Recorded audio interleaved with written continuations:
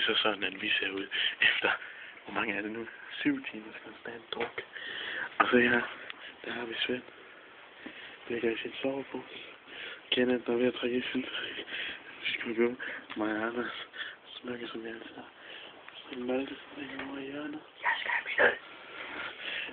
Ja, det er det. Så bordet ud. Hvad er det fint efter? Der er nogen. En gang til, så ser jeg lige Kim og Tim. Det er totalt fucked up. Kom her også. Lægger Magnus. Mads og Gloomy.